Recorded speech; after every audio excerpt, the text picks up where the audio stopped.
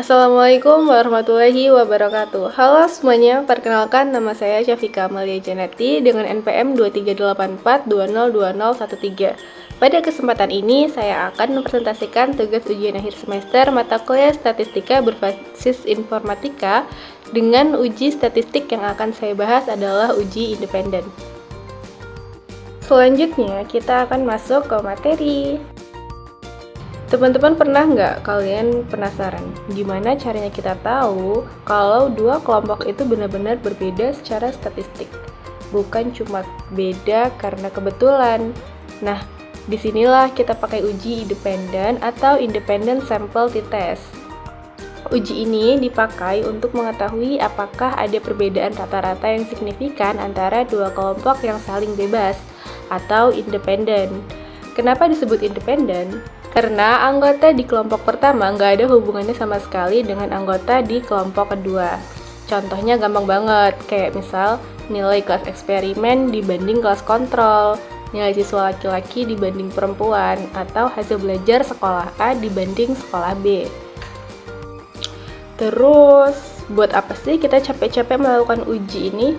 Nah, ternyata ada 3 tujuan utamanya nih. Yang pertama, untuk mengetahui apakah terdapat perbedaan rata-rata antara dua kelompok.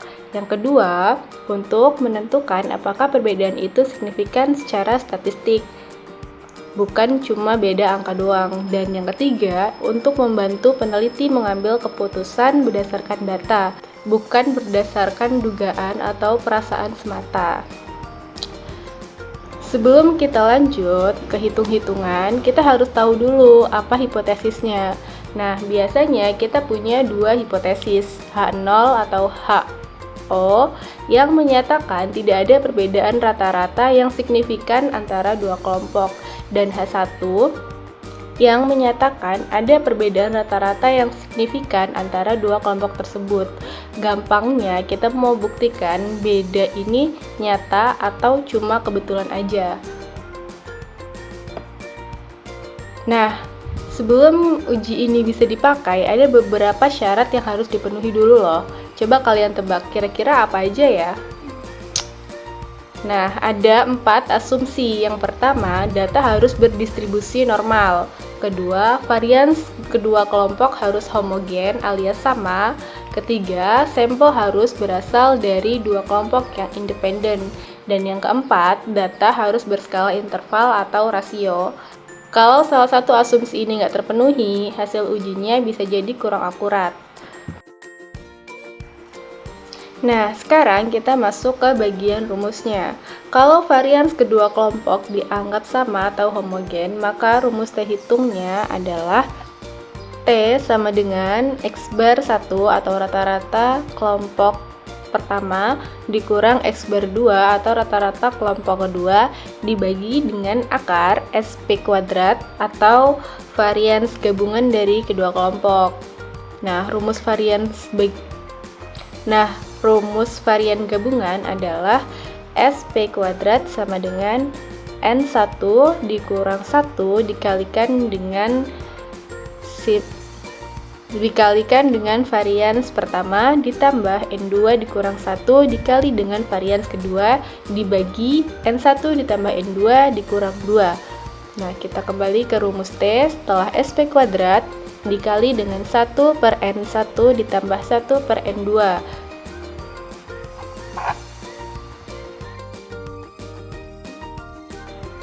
Selanjutnya, biar makin paham, yuk kita coba lihat contoh soalnya. Di sini, seorang peneliti ingin mengetahui apakah terdapat perbedaan efektivitas yang signifikan antara metode belajar diskusi yang kita dapat sebut kelompok A dengan metode belajar ceramah kita sebut kelompok B terhadap nilai ujian matematika siswa. Berdasarkan data sampel dari 20 siswa masing-masing 10 siswa per kelompok, kita akan melakukan uji T2 sampel independen dengan tingkat signifikasi alfa sama dengan 5%. Nah, gimana caranya kita mengambil keputusan dari hasil hitungan ini? Kita bisa pakai nilai signifikasi sig yang biasanya ditulis dengan sig atau p-value. Kalau sig lebih kecil dari 0,05, maka H0 ditolak, yang artinya ada perbedaan yang signifikan. Tetapi, kalau sig lebih besar atau sama dengan 0,05, maka H0 diterima, yang artinya tidak ada perbedaan yang signifikan. Atau kita juga bisa pakai nilai T hitung. Kalau nilai absolut T hitung lebih besar dari nilai T tabel, maka H0 ditolak. Tapi kalau lebih kecil atau sama, H0 diterima. Gampang kan?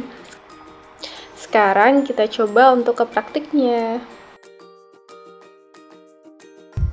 Kita sudah masuk ke dalam Excel. Untuk permasalahan yang tadi sudah dibacakan, kita dapat menuliskan H0 atau hipotesis 0. Tidak ada perbedaan rata-rata nilai ujian matematika yang signifikan antara siswa yang belajar dengan metode diskusi dan metode ceramah. Dan H1 atau hipotesis alternatif, ada perbedaan rata-rata nilai ujian matematika yang signifikan antara siswa yang belajar dengan metode diskusi dan metode ceramah. Di sini sudah saya tuliskan kolom untuk nomor kelompok A dan kelompok B. Ini sudah ada datanya. Untuk data kelompok A yang pertama 85, 90, 88, 79, 95, 82, 92, 87, 84, dan 90. Untuk data kelompok B 75, 78, 80, 72, 85, 70, 81, 76, 74, dan 79. Untuk menghitung uji ini, yang pertama kita menghitung N1 atau jumlah data pada kelompok A. Kita dapat menuliskan rumusnya sama dengan count yang ini. Lalu kita pilih data kelompok A dari yang awal hingga akhir, tutup kurung, lalu enter. Nah, nilainya adalah 10. Lalu selanjutnya kita menghitung N2. Sama seperti menghitung N1, rumusnya sama dengan count. Kita pilih yang ini, kita blok datanya, lalu tutup kurung dan enter. Jadi karena datanya sama-sama 10, jadi nilai N1 dan N2 sama dengan 10. Langkah kedua adalah menghitung rata-rata. Untuk rata-rata kelompok A, kita bisa tuliskan rumusnya sama dengan average. Lalu kita pilih data kelompok A, tutup kurung, lalu enter. Dan rata-rata kelompok B sama dengan average. Pilih data kelompok B dari awal hingga akhir, tutup kurung, lalu enter. Nah, jadi didapat bahwa rata-rata kelompok A 87,2 dan rata-rata kelompok B 77. Langkah ketiga menghitung varians. Rumusnya sama dengan var S. Kita pilih datanya.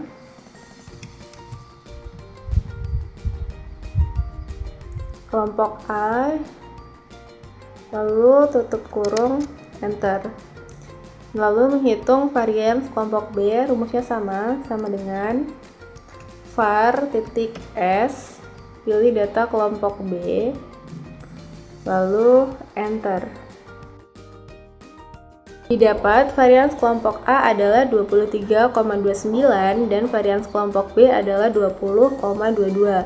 Nilai varians yang berdekatan ini menunjukkan bahwa kedua kelompok memiliki sebaran data yang relatif sama, sehingga kita dapat menggunakan rumus Pollard varians atau varians gabungan.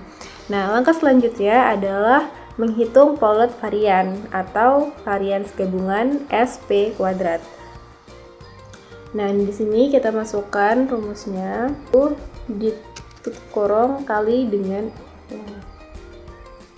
rumusnya sama dengan N buka kurung N1 dikurang 1 tutup kurung dikali dengan varians A,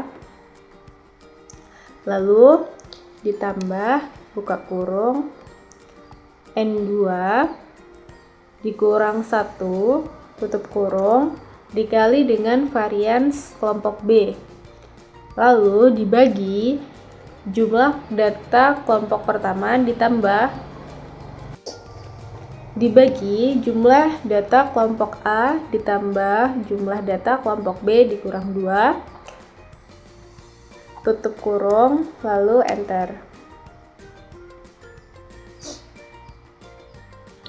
Hasil polot varians atau SP kuadrat adalah 21,7556.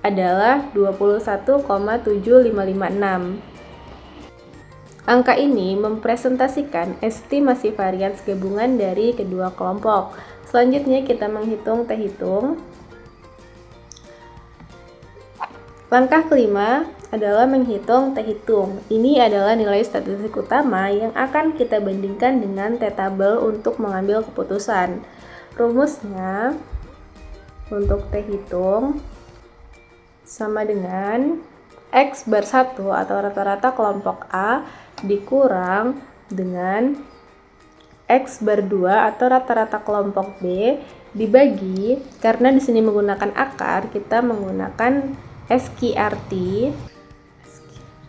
buka kurung SP kuadrat ini, lalu kita kali buka kurung 1 per jumlah data kelompok pertama ditambah 1 per jumlah data kelompok kedua, lalu enter. Nilai T-hitung yang kita peroleh adalah 4,8899. Angka ini cukup besar yang mengindikasikan kemungkinan besar ada perbedaan yang signifikan, namun kita harus tetap membandingkannya dengan T-tabel. Langkah keenam menentukan derajat kebebasan atau degrees of freedom yang diperlukan untuk mencari nilai T-tabel. Dengan rumusnya N1 ditambah N2 dikurang 2. Maka kita masukkan di sini sama dengan jumlah data pertama ini ditambah jumlah data kedua dikurang 2. Kita dapat DF-nya adalah 18. Selanjutnya kita akan menentukan T-tabel atau P-value. Langkah ketujuh ini menggunakan fungsi Excel dengan taraf signifikasi alpha 0,05 dan uji dua arah atau two-tail, karena hipotesis alternatif kita tidak menyebutkan arah perbedaan. Nah, untuk rumusnya di T kritis sama dengan T titik in titik 2T. Lalu kita masukkan taraf signifikasinya 0,05 titik koma, masukkan DF-nya.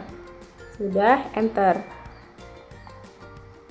Nilai T dengan alpha 0,05 untuk uji dua arah adalah 2,1009. Nah, untuk P-value two-tail rumusnya sama dengan T titik dis titik 2T buka kurung ABS buka kurung T-hitung titik koma DF, lalu enter. Dan kita peroleh P-value-nya adalah 0,000118 yang sangat jauh di bawah 0,05.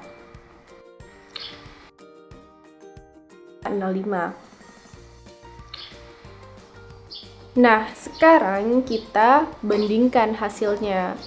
Untuk T-hitung tadi kita dapat 4,8899 dan T-tabelnya 2,1009, P-value 0,000118. Dengan keputusan akhirnya menolak H0 atau H0 ditolak. Karena T hitung sebesar 4,8899 lebih besar dari T tabel sebesar 2,1009, maka keputusannya adalah kita tolak H0 dan menerima H1. Hal ini didukung oleh p-value yang sangat kecil, yaitu 0,000118 yang jauh di bawah alfa 0,05. Artinya, terdapat perbedaan rata-rata nilai ujian matematika yang signifikan antara siswa yang belajar dengan metode diskusi dan siswa yang belajar dengan metode ceramah. Dari data yang ada, rata-rata kelompok A, yaitu metode diskusi, sebesar 87,2 lebih tinggi secara signifikan dibandingkan rata-rata kelompok B, yaitu metode ceramah, sebesar 70. Kesimpulannya, berdasarkan hasil uji T2 sampel independen yang telah kita lakukan, terbukti bahwa metode belajar berpengaruh secara signifikan terhadap nilai ujian matematika siswa. Metode diskusi terbukti lebih efektif dibandingkan metode ceramah dalam meningkatkan nilai ujian matematika siswa.